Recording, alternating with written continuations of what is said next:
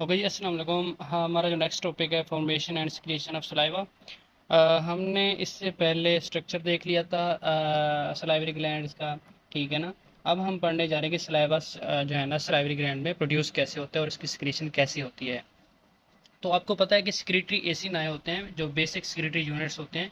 उसमें 2 to 8 या 2 to 10 जो है ना आपके सिक्रीटरी सेल्स होते हैं एक सिक्रीटरी एसिड आए में, जिसको हम सिक्रीटरी यूनिट भी कहते हैं ना, जैसे ये आपको नजर आ रहा है। तो एक सिक्रीटरी यूनिट में 2 to 10 जो आपके सिक्रीटरी सेल्स होते हैं, जैसे सीरस एसिड में सीरस सेल्स होते हैं और आपके म्यूकस एसिड में म्यूकस सेल्स होते हैं। तो यही जो है ना सलाइवा की प्रोडक्शन कराते हैं। अब आपको पता है कि सलाइवा बेसिकली दो टाइप्स का होता है। एक को हम कहते हैं सीरस, और सीरस या वाटर सिक्रीशन, जिसमें आपका क्या होता है मेनली वाटर प्लस साल्ट्स आ जाते हैं। साल्ट्स में आपका क्या आ जाता है, सोडियम प्लस क्लोराइड और पोटाशियम और बाइकार्बोनेट्स आ जाते हैं। तो ये चीज़ें आ जाती हैं। अच्छा, ये जो आपका सीरस या वाटरी, अच्छा प्लस इंजाइम्स भी आ जाते हैं ना, जैसे अमाइलेज वगैरह। अच्छा, ये जो आपका इस हम कहते हैं जो water plus salt plus enzyme वाला जो सलाइवा होते हैं, इसको हम कहते हैं वाटरी सलाइवा। ठीक है ना। या इसको हम कहते हैं सीरस या वाटरी सिक्रीशन कहते हैं। ये जो आपकी सीरस या वाटरी या इलेक्ट्रोलाइट्स वाली सिक्रीशन है, ये किसके अंडर होती है? पैरासिम्पथेटिक पैरासिम्पथेटिक नर्वस सिस्टम के कंट्रोल में होती है। और जो आपका प्रोटीनिश सिक्रीशन होती हैं, जिसमें मेनली आपकी म्यूसिन्स और एंजाइम्स आ जाते हैं, ये किसके कंट्रोल में होती है? सिंपैथेटिक सिस्टम के कंट्रोल में होती है। तो सबसे पहले हम पढ़ेंगे सिंपैथेटिक सिस्टम, जिसमें यानी म्यूकस सिक्रीशन या प्रोटीनिस सिक्रीशन मेनली आ जाती है। तो इसकी सिक्रीशन बेसिकली होती किस तरह है? अच्छा, सबसे पहले हम देखते हैं कि प्रोटीन किस तरह बनती है। थोड़ा सा हम उसको रिव्यू कर लेते हैं। ठीक है, सबसे पहले होता क्या है कि आपका न्यूक्लियस पड़ा होता है सेल में। न्यूक्लियस से मैसेंजर आरएनए आता है। मैसेंजर आरएनए आपका ट्रांस उसमें फिर जो है ना ये आता है रफ एंडोप्लाज्मिक रेटिकुलम। ये आपका रफ एंडोप्लाज्मिक रेटिकुलम पड़ा है। तो यहाँ पे राइबोसोम्स पड़े होते हैं। राइबोसोम इसकी ट्रांसलेशन करते हैं और ये क्या करता है, राइबोसोम ट्रांसलेशन करता है और ये प्रोटीन की फॉर्मेशन करा देता है। इसी तरह फिर जो है ना आपके आगे क्या पड़े होते हैं, ये आपके क्या पड़े हैं, गोल्जी अपरेटस पड़ा है। गोल्जी क्या करता है, इसमें मॉडिफिकेशन करा के ये क्या बना देता है, सिक्रीटरी ग्रेन्यूल, जिसमें आपके क्या पड़ा होता है, इंजाइम्स और साल्ट्स वगैरह होते हैं। ठीक है। तो इस तरह जो है ना ये एक फाइनल प्रोडक्ट बन गई अब आपकी। अब होता ये कि इस फाइनल प्रोडक्ट में ना ये सेल की, ये सेल है आपका सिक्रीटरी सेल। जैसे एक सिक्रीटरी एसिड ऐसे मैंने एक सेल उठाया और इसको मैंने जूम करके दिखाया। ठीक है। तो ये आपका सेल है और ये सिक्रीटरी ग्रेन्यूल फाइनल प्रोडक्ट बन गया। अब इसने होना है रिलीज। तो ये जो अच्छा, इसमें जो है ना म्यूसिन्स वगैरह बनी, क्योंकि हम सिंपैथेटिक पढ़ रहे हैं तो म्यूसिन सिक्रीशन है। तो इसमें ये जो म्यूसिन प्रोटीन जो है ना बन गए सारी, इसने आगे जाके सिक्रीट होना है। तो ये ऐसे सिक्रीट नहीं होता, इसको कोई ना कोई जो है ना सेल को सिग्नल मिलता है। तो उस सिग्नल के जरिए ये जाके इसकी सिक्रीशन तब होती है। अब वो सिग्नल कौन सा होता है? अब हमें पता है कि वो सिग्नल किसके कंट्रोल में है, सिंपैथेटिक नर्वस सिस्टम के। अब होता ये है कि सिंपैथेटिक नर्वस सिस्टम के जो न्यूरो ट्रांसमीटर्स होते हैं, उसमें आपके क्या आ जाती है, नॉर एपिनेफ्रीन। नॉर एपिनेफ्रीन, इसमें एपिनेफ्रीन भी होती है और नॉर एपिनेफ्रीन, इनका दूसरा नाम एड्रेनालिन भी होता है, नॉर एड्रेनालिन भी होता है। ठीक है ना। तो ये सिक्रीटरी आपका न्यूरोट्रांसमीटर आता है। ये जो आपका सिक्रीटरी सेल होता है ना, सिक्रीटरी सेल के ऊपर एक रिसेप्टर होता है, बीटा रिसेप्टर। ये जो आपको 7 सर्पेंटाइन रिसेप्टर नजर आ रहा है, इसको हम कहते हैं बीटा रिसेप्टर। ये जो बीटा रिसेप्टर होता है, इस पे जब लगता है ना ये वाला आपका नॉरएपिनेफ्रिन, ये नॉर जब इस पे लगता है तो ये कनेक्टेड होता है एडिनाइल एडिनाइल साइक्लेज इंजाइम के साथ। ये जो एडिनाइल साइक्लेज इंजाइम होता है, ये एटीपी की कन्वर्जन करा देता है फिर किस में, साइक्लिक एएमपी में। जब साइक्लिक एएमपी में इसकी कन्वर्जन कराता है तो इस तरह जो है ना आपका ये साइक्लिक एएमपी का लेवल इंक्रीज हो जाता है। जब इस साइक्लिक एएमपी का लेवल इंक्रीज होता है तो ये जाके एक्टिवेट करता है प्रोटीन काइनेज ए को। ये जो आपका प्रोटीन काइनेज होता है, ये फिर आके फास्फोराइलेशन करता है किसकी, फास्फोराइलेशन करता है कुछ प्रोटीन्स होती हैं और वो एक्टिवेट करती है। ये जो ग्रेन्यूल्स होता है ना, इसके ऊपर कुछ प्रोटीन्स होती हैं, इसकी जब फास्फोराइलेशन होती है ये एक्टिवेट होता है और ये मूव करना स्टार्ट कर देता है। इस तरह ये मूव करता है, फिर यहाँ से मूव करता है और ये सेल मेम्ब्रेन के पास आता है और यहाँ पे जो है ना ये फ्यूज कर जाता है। ओके। तो हमने देखा कि यहाँ से आया और ये यहाँ पे जब फ्यूज करता है, फ्यूज करके जो है ना फिर यहाँ पे इसके ये जो मेम्ब्रेन है इसके साथ फ्यूज करती है और यहाँ पे इसके जो सिक्रीटरी ग्रेन्यूल्स होता है, फिर ये एपिकल एंड से, ये इसका एपिकल एंड है ल्यूमिनल एंड। तो ये एपिकल एंड से फिर ये इधर सिक्रीट हो जाता है, ठीक है ना। तो इस तरह जो है ना sympathetic nervous system mucus secretion करता है। अच्छा, ये जो आपका सिंपैथेटिक सिस्टम, इसको हम रिवाइज कर लेते हैं। सबसे पहले क्या आया, nor epinephrine sympathetic nervous system का न्यूरोट्रांसमीटर आया, उसने बीटा रिसेप्टर के साथ लगा। बीटा रिसेप्टर कनेक्टेड था एडिनल साइक्लेज के साथ, जब ये एक्टिवेट हुआ तो ये भी एक्टिवेट हो गया, इसने कन्वर्ट किया एटीपी को साइक्लिक एएमपी में।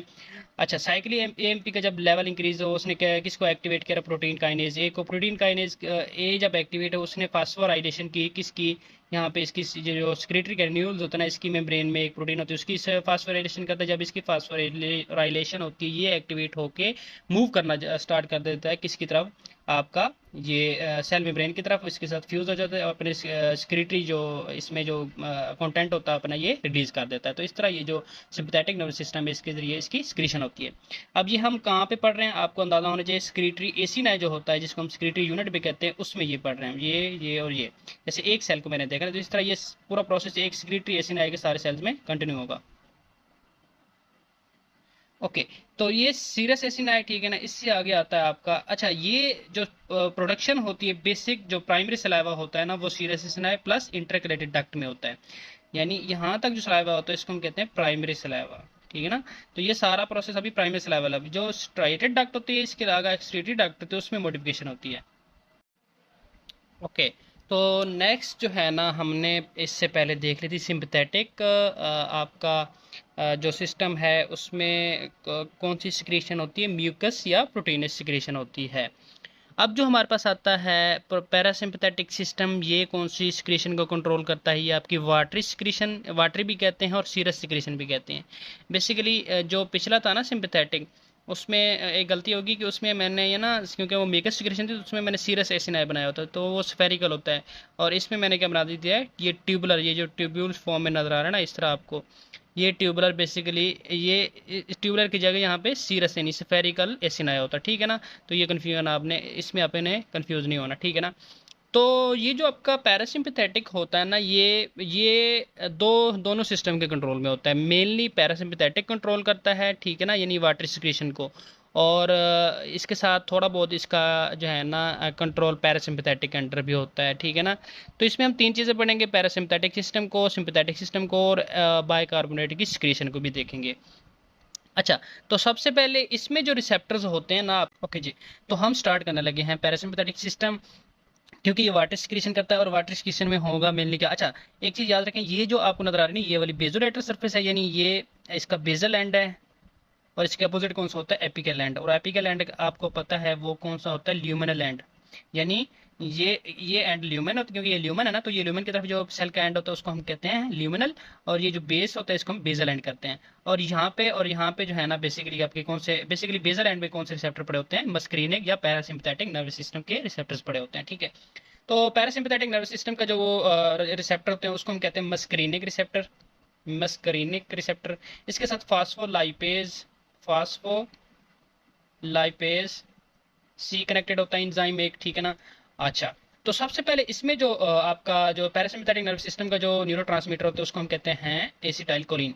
एसिटाइलकोलिन आता है और ये मस्करीनिक रिसेप्टर के साथ जब अटैच होता है तो ये जो है ना एक्टिवेट हो जाता है, और ये एक्टिवेट करता है किसको, फास्फोलाइपेज सी को। ये भी इसके साथ एंजाइम कनेक्टेड होता है, ठीक है ना। तो ये जो फास्फोलाइपेज सी है, बेसिकली ये जो फास्फोलाइपेज सी है ना, मेम्ब्रेन में फास्फोलिपिड होता है, आपको पता है। फास्फोलिपिड को ये कन्वर्ट कर देता है किसमें, इनोसिटोल फास्फेट 3 में, IP3 में इसको कन्वर्ट कर देता है। ये जो IP3 होता है ना, आपको पता है कि सेल में mitochondria plus rough endoplasmic reticulum में क्या पड़े होते हैं, कैल्शियम स्टोर होता है। तो ये जो इनोसिटोल फास्फेट 3 होता है ना, ये जाके क्या कराता है, यहाँ से ये जो कैल्शियम के स्टोर्स होते हैं ना रफ एंडोप्लाज्मिक रेटिकुलम में, ये इसको रिलीज करता है। जैसे ही कैल्शियम जो है ना सेल के साइटोप्लाज्म में आता है, तो ये जाके फिर किसको एक्टिवेट कर देता है, ये क्लोराइड चैनल्स, ये पढ़े हैं आपके, क्लोराइड चैनल पड़ा है सेल की। अच्छा, ये आप देखें कि ये बेजल एंड है और ये आपका एपिकल एंड है, ल्यूमिनल एंड है, जहाँ पे सिक्रीशन होनी है बेसिकली ह्यूमन में। तो ल्यूमिनल एंड में आपके क्लोराइड चैनल्स होते हैं। क्लोराइड चैनल को ये देखें, ये क्लोज है पहले, जैसे ही इसको इसके साथ लगता है तो इसको एक्टिवेट कर देते हैं। अब ये जो चैनल है ना, ये एक्टिवेटेड फॉर्म में आ गया। तो ये आपका जो चैनल है ना, ये एक्टिवेटेड फॉर्म में आ गया, ठीक है। अब यहाँ से ये गेट इसका खोल गया, अब यहाँ से क्या होगा, क्लोराइड की ट्रांसपोर्ट होगी। जैसे ही क्लोराइड ट्रांसपोर्ट हो के ल्यूमन में आता है, तो ये जो क्लोराइड होता है, क्योंकि इसके ऊपर नेगेटिव चार्ज है ना, तो ये कोशिश करता है कि जो सोडियम सेल के अंदर है उसको भी सोडियम चैनल के जरिए अट्रैक्ट करता है, और दूसरा जो दो सेल्स के दरमियान में यानी इंटरस्टेशल स्पेसेस में, ये दो सेल, अब ये इमेजिन करें एक सेल है, इसके साथ दूसरा सेल है, तो उसके दरमियान में दो स्पेसेस होते हैं, उसको कहते हैं इंटरसेलुलर स्पेस या इंटरस्टेशियल स्पेस। तो उसमें ये जो सोडियम पड़ा होता है ना, इसको भी ये अट्रैक्ट करता है। क्यों? क्योंकि इसके ऊपर नेगेटिव चार्ज है। तो जब इसको अट्रैक्ट करता है और ये जो है ना, इसमें सोडियम भी आ जाता है। जैसे ही सोडियम आता है, हमें पता है वाटर सिक्रेशन में साल्ट्स की जगह हमें वाटर भी चाहिए होता है। अब ये एक रूल याद रख लें, जिधर वाटर यानी सोडियम प्लस क्लोराइड जाएगा ना, उधर ही वाटर जाएगा, यानी ये वाटर दोनों वाटर को अट्रैक्ट करते हैं। तो ये जो है ना, फिर जो सेल के अंदर H2 यानी वाटर होता है, फिर ये आपके कौन से एक्वस चैनल हैं, एक्वस चैनल्स हैं। अच्छा, तो सेल के अंदर ये वाटर पड़ा है H2O, ठीक है ना, ये एक्वस चैनल के जरिए उनको अट्रैक्ट करते हैं, और वाटर किस में आ जाता है आपका, ये सारा ल्यूमन में आ जाता है, ठीक है ना। तो इस तरह ल्यूमन में वाटर भी आ गया, सोडियम भी आ गया, क्लोराइड भी आ गया। हमें भी यही चीजें चाहिए होती हैं सीरस इलेक्ट्रोलाइट या वाटर सिक्रीशन में, हमें ये चीजें चाहिए होती है, वाटर चाहिए होती है, और सोडियम चाहिए होता है, क्लोराइड चाहिए होता है, यानी साल्ट चाहिए होते हैं। तो इस तरह ये भी आ जाते हैं। अब सोडियम आ गया, क्लोराइड आ गया, और वाटर भी आ गया, ठीक है ना।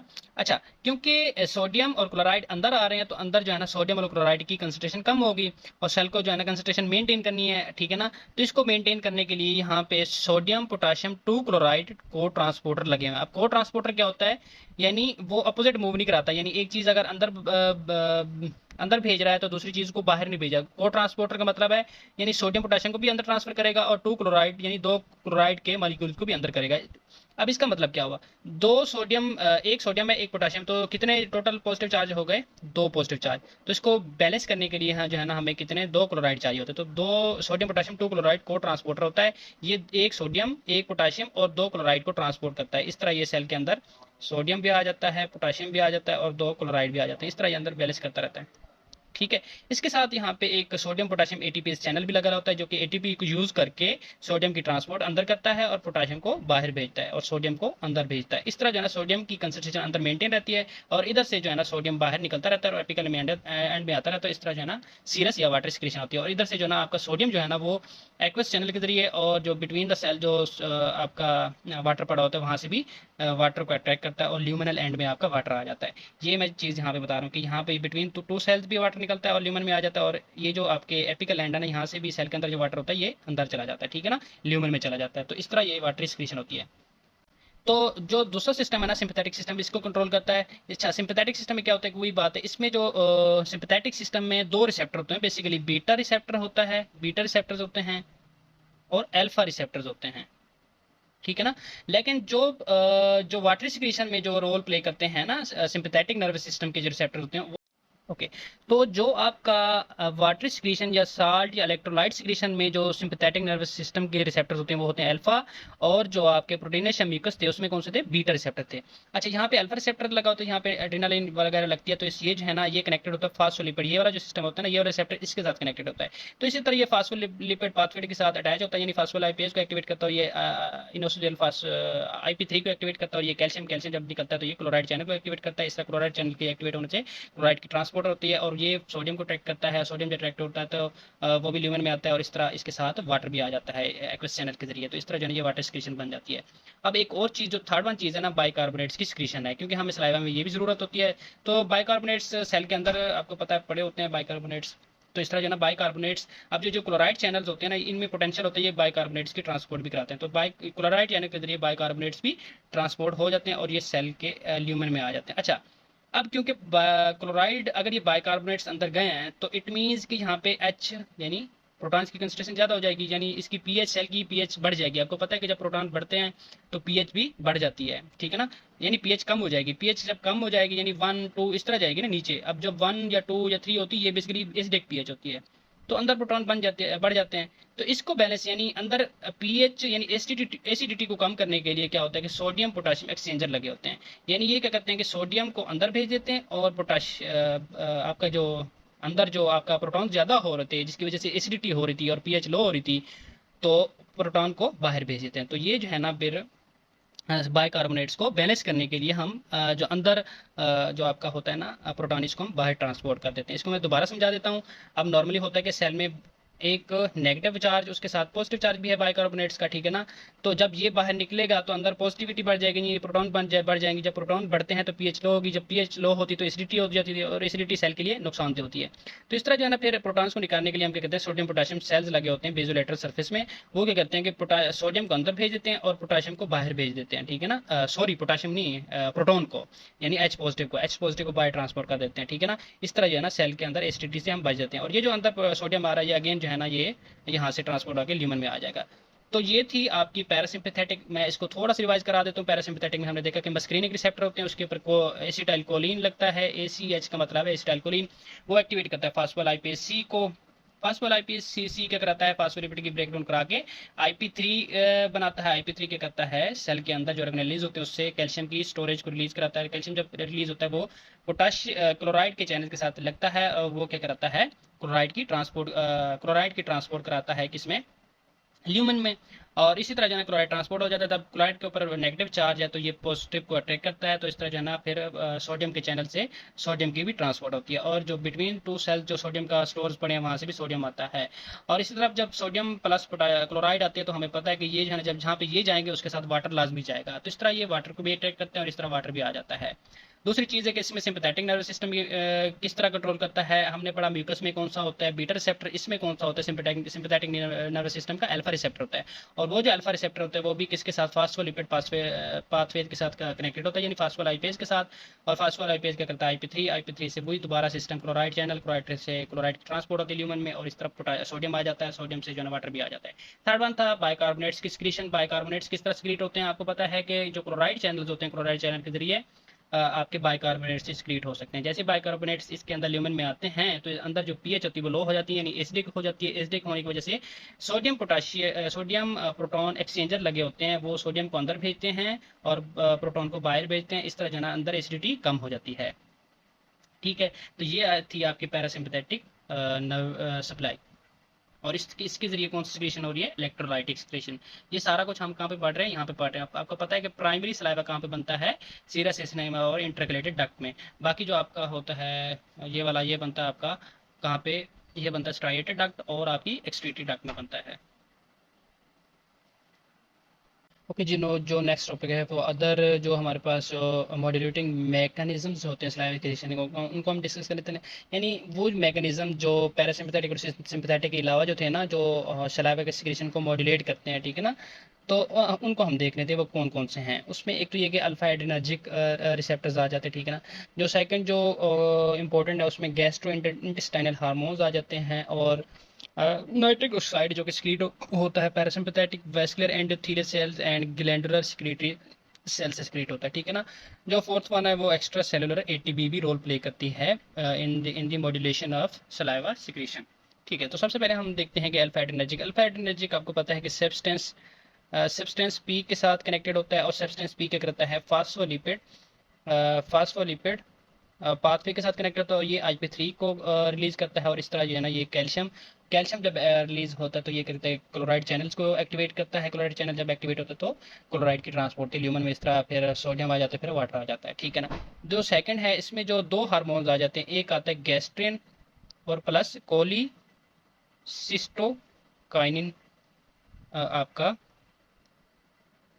कोलिसिस्टोकाइनिन हार्मोन्स आ जाती है। ये क्या करते हैं कि नर्व जो टर्मिनल होता है ना, नर्व टर्मिनल से तीन तरह के जो है ना हार्मोन्स रिलीज करवाते हैं या पेप्टाइड्स रिलीज करवाते हैं। जैसे आपका सब्सटेंस पी हो सकता है, और आपका न्यूरोपेप्टाइड वाई हो सकता है, न्यूरोपेप्टाइड वाई। और आपका तो थर्ड वन होता है ना कैल्सीटोनिन, मैं पूरा नाम नहीं लिख सकता, स्पेस नहीं रह गई। कैल्सीटोनिन जीन रिलेटेड पेप्टाइड होती है। और इसमें एक होता है वेजो एक्टिव। ओके, जो फोर्थ वन था ना वेजो एक्टिव इंटेस्टाइनल पॉलीपेप्टाइड, हमने चार तरह के हमने देखे। नंबर वन था जो गैस्ट्रो इंटेस्टाइनल हार्मोन्स की वजह से प्रोड्यूस होते हैं, जैसे गैस्ट्रन कोलिसिस्टिन की वजह से सब्सटेंस पी था। और जो सेकंड था आपका वो न्यूरोपेप्टाइड वाई। और जो थर्ड वन था ना आपका वो था कैल्सीटोनिन रिलेटेड जीन पेप्टाइड होता है। और जो फोर्थ वन था ना वो वेजो एक्टिव इंटेस्टाइनल पॉलीपेप्टाइड था। अच्छा, इनका काम क्या होता है? इनका काम ये होता है, आपको पता है ये सिक्रेटरी एसिड है, इसके साथ ब्लड वेसल्स पड़ी होती है बेसिकली। आपके साल्ट्स और जो आपके वाटर है वो ब्लड वेसल से अंदर आने सिक्रेटरी एसिड में। तो ये क्या करते हैं, ये जाके ना जो ब्लड वेसल होती है ना उसके वेस्कुलेचर को इफेक्ट करती हैं, उसमें जो ब्लड फ्लो होता है उसको इफेक्ट करती हैं, यानी इसको कंस्ट्रिक्ट भी करा कर सकती हैं और ब्लड फ्लो को कम करा सकती हैं, और इसको एक्सपेंड भी करा सकती हैं और ब्लड फ्लो को इंक्रीज भी करा सकते हैं, ठीक है ना। तो ये थे गैस्ट्रो इंटेस्टाइनल हार्मोन्स, ठीक है ना। तो इनके नतीजे में कुछ हार्मोन्स की जो सिक्रेटरी एसिड है उसमें सिक्रीशन भी होती है। और जो सेकंड है ना, जो थर्ड वन है वो नाइट्रिक ऑक्साइड है, जो कि स्क्रीट होता है पैरासिम्पथेटिक नर्व टर्मिनल की जो सेल्स जो होते हैं ना उससे भी स्क्रीट हो सकता है। वेस्कुलर जो ब्लड वेसल होती हैं उसके जो एंडोथेलियल सेल्स होते हैं वहाँ से भी स्क्रीट हो सकता है। और जो ग्लैंड जो आपका ग्लैंड है ना, इसमें जो स्क्रीटरी सेल्स है ना, जैसे सीरस एसिनाई के सेल्स और या म्यूकस एसिनाई के सेल्स, तो वहाँ से भी स्क्रीट हो सकता है। अच्छा, ये सोडियम, ये जो नाइट्रिक ऑक्साइड होता है ये क्या करता है, ये जो आपका गुआनिन मोनोफास्फेट होती है ना, गुआनिन मोनोफास्फेट होती है, ये इसकी प्रोडक्शन कराता है। किससे? गुआनिन ट्राइफॉस्फेट से उसकी प्रोडक्शन कराता है, यानी ये जीटीपी को कन्वर्ट करता है जीएमपी में। जैसी जीएमपी होती है ये क्या कराती है जीएमपी में, फिर ये जो सेल्स के होते हैं ना, जीएमपी क्या कराती है, सेल में जो आपके ऑर्गेनेलिज होती हैं वहाँ पे कैल्शियम के स्टोर्स होती हैं, ये इसको एक्टिवेट करती है और कैल्शियम की सिक्रीशन करा देती है। तो इस तरह आपको पता है कि कैल्शियम की जब सिक्रीशन होती है तो ये फिर क्लोराइड के चैनल्स को एक्टिवेट करती है, इस तरह जो है ना ये सीरस या वाटर सिक्रीशन स्टार्ट हो जाती है, ठीक है। अब इसके बाद जो फोर्थ वन है वो एक्स्ट्रा सेलुलर जो आपके पड़े होते हैं ना, एटीपी पड़ा होता है, यानी ये सेल है, इसके बाद जब एटीपी पड़ी है, ये एटीपी क्या करते हैं, सेल के ऊपर लगे होते हैं P2Y एंड P2X रिसेप्टर्स लगे होते हैं, ठीक है ना। तो ये उन रिसेप्टर के साथ अब जुड़ा होता है फास्फोलाइपेज सी। अच्छा, ये जब इनके साथ लगते हैं ना, आपका एटीपी लगता है इनके साथ, इनको एक्टिवेट करता है, इनके साथ फास्फोलाइपेज सी जुड़ा होता है। आपको पता फास्फोलाइपेज सी जो है ना पैरासिम्पैथिक सिस्टम में क्या करता है, IP3 की प्रोडक्शन कराता है, और IP3 क्या करता है, ये जाके सेल के अंदर कैल्शियम के स्टोर्स को निकलता है, और इस तरह कैल्शियम स्टोर निकलते हैं और ये क्या करते हैं, क्लोराइड के चैनल्स को ओपन करते हैं, इस तरह जो है ना वाटर सिक्रीशन इंक्रीज हो जाती है। तो फोर मैकेनिज्म हमने पढ़े, एक अल्फा एड्रेनर्जिक है, सब्सटेंस पी के साथ कनेक्टेड होता है, ठीक है ना।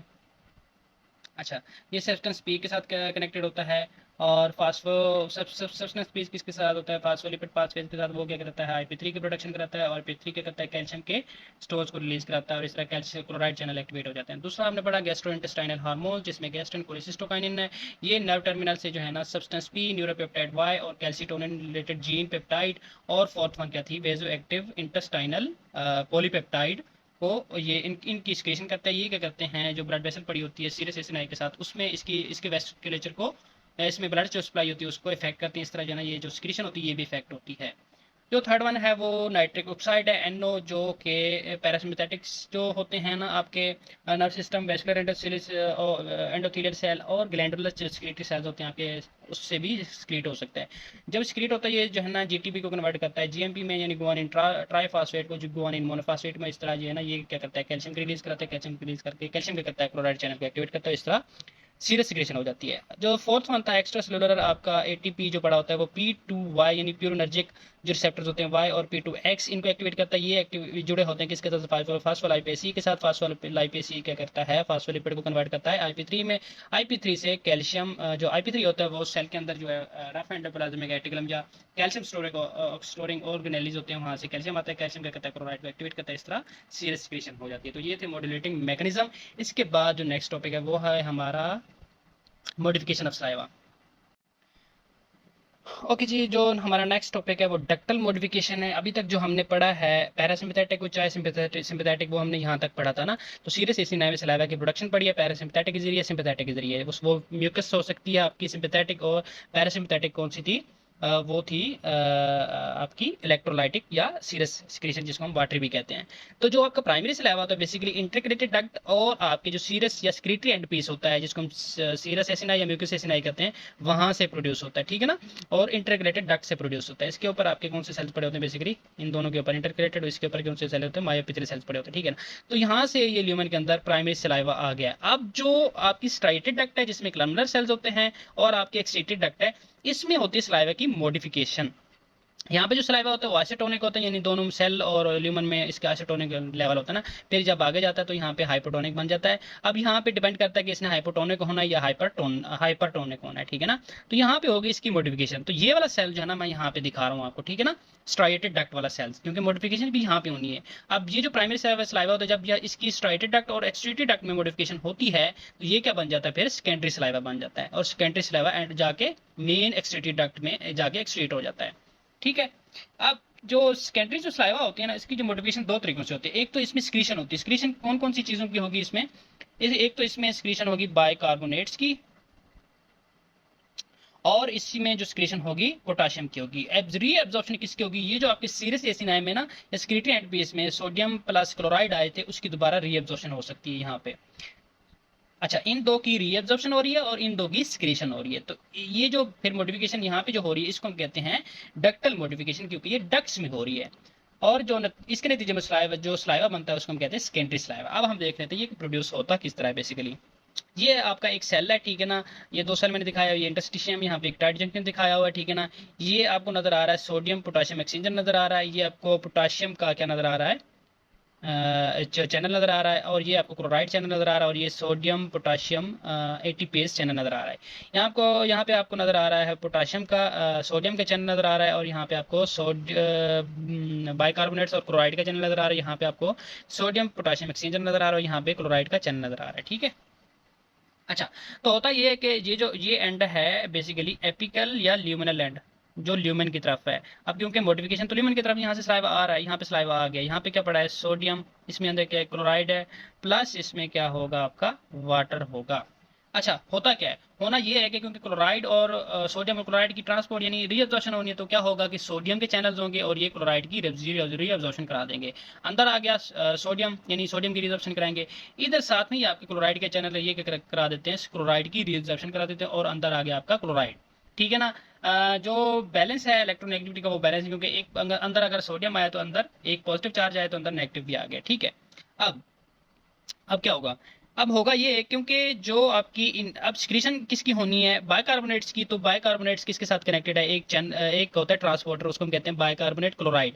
अब हमें क्लोराइड अंदर चाहिए सेल में और ल्यूमन से, और अंदर चाहिए रीअब्जॉर्प्शन करानी है, तो उसके साथ हमें बाइकार्बोनेट्स की सिक्रीशन करानी है। तो ये एक्सचेंजर लगा दें हमने, यानी बाइकार्बोनेट सेल के अंदर से निकाल के ल्यूमन में फेंक दिया, और जो है ना एक इसके नतीजे में क्या काम हुआ है कि ये जो ट्रांसपोर्टर था इसने ना क्लोराइड को ल्यूमेन से निकाल के सेल में फेंक दिया, और हमें चाहिए भी अंदर था क्लोराइड।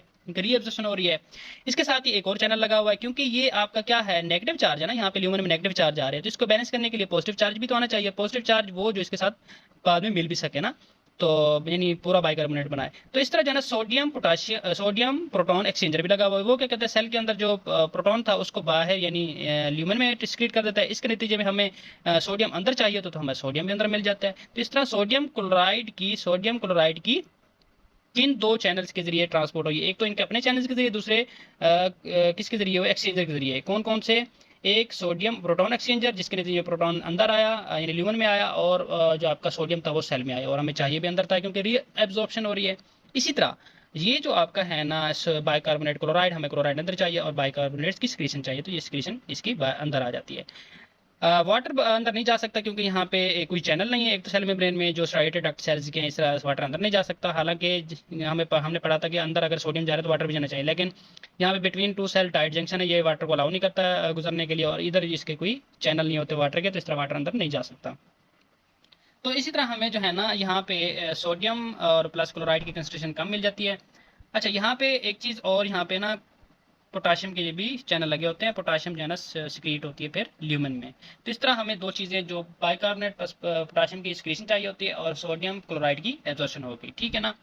अब सवाल उठता है कि बेजोलेटरल सरफेस, ये क्योंकि बेजल सरफेस है ना, यहाँ पे पोटाशियम और क्लोराइड के ये क्यों लगे हुए हैं आपके चैनल्स, और सोडियम और क्या है ये आपका क्या नाम है इसका, सोडियम और पोटाशियम एटीपेज को लगा हुआ है। क्योंकि सेल के अंदर क्लोराइड आ रहा है, क्लोराइड की कंसंट्रेशन इंक्रीज होने के सेल के अंदर सेल की एक्टिविटीज या फंक्शन इफेक्ट हो सकता है, और और दूसरा क्या है कि सोडियम की इंक्रीज होने की सेल के अंदर पर इसकी फंक्शन इफेक्ट हो सकता है। तो होता ये है कि अगर हमने अंदर अगर क्लोराइड ज़्यादा हो गया तो क्लोराइड को निकालने के लिए बेजल सरफेस में जो है ना क्या पड़े होते हैं क्लोराइड चैनल, इस तरह क्लोराइड बाहर निकल जाता है। बाकी बच जाता है आपका सोडियम। तो सोडियम को निकालने के लिए सोडियम पोटेशियम एटीपीज होता है, ये क्या करता है सोडियम को बाहर निकाल देता है और अंदर क्या करता है पोटेशियम की ट्रांसपोर्ट करा देता है। अच्छा पोटाशियम अगर अच्छा अब अंदर सेल के अंदर पोटाशियम बढ़ रहा है, तो इसको अगर हमने नॉर्मल लिमिट से अगर ये बढ़ गया तो इसको कम करना है। तो एक तो ये कि पोटाशियम चैनल के जरिए इधर निकल जाएगा और फिर भी कुछ बचता है, नॉर्मल से ज़्यादा बचता है, तो वो किसके जरिए चले जाएगा, पोटाशियम चैनल के जरिए बाहर चले जाएगा।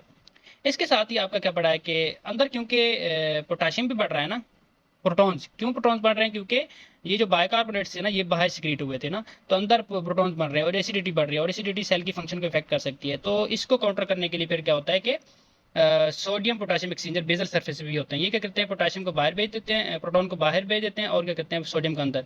और ये वाला जो दोबारा सोडियम होता है ये इसकी कंसंट्रेशन को इंक्रीज करता है, सेल में सोडियम की कंसंट्रेशन इंक्रीज हो सकती है। ये क्या होती है फिर ये चली जाती है किसके बाद दोबारा से सोडियम और पोटाशियम एटीपीज के बाद, इस तरह फिर सोडियम बाहर चला जाता है और जो एक्सेस ये वाला पोटाशियम हमारा ये पोटाशियम चैनल के जरिए बाहर चला जाता है। तो ये था आपकी डक्टल मॉडिफिकेशन।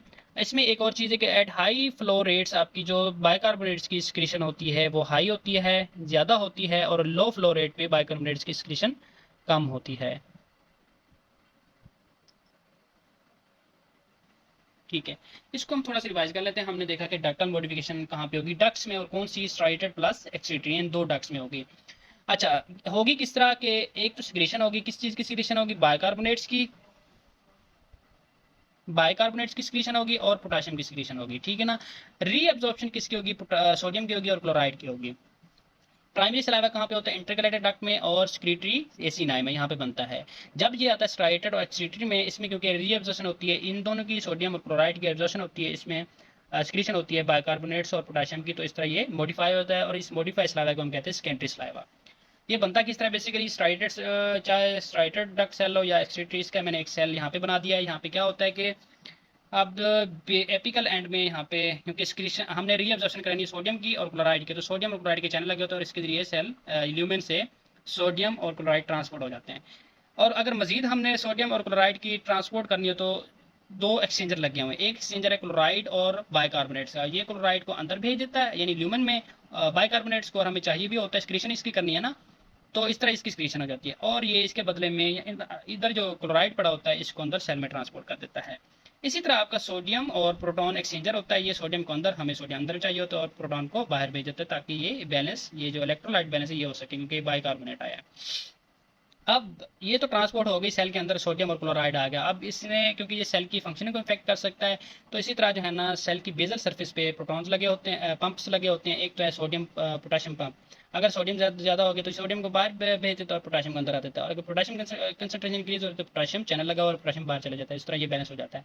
अब रह जाता है क्लोराइड के लिए भी चैनल लगे हुए हैं, ये क्लोराइड के जरिए ये क्लोराइड भी बाहर निकल जाता है। अब क्योंकि प्रोटॉन बाइकार्बोनेट्स बाहर गया था ना, तो इस बाइकार्बोनेट्स बाहर गया तो अंदर आ गया था प्रोटॉन, प्रोटॉन को बैलेंस करने के लिए कौन सा है, सोडियम प्रोटॉन एक्सचेंजर है, प्रोटॉन को बाहर भेजा सोडियम अंदर आ जाता है, और ये जो सोडियम एक्सेस आ रहा है ये फिर दोबारा से सोडियम पोटाशियम एटीपीज के वजह से, तो इस तरह ये बाहर चला जाता है। तो ये थी आपकी डक्टल मॉडिफिकेशन। तो लास्ट वन कहता है एट हाई फ्लो रेट्स आपका बाइकार्बोनेट्स की सिक्रीशन ज़्यादा होती है और लो पे लो होती है।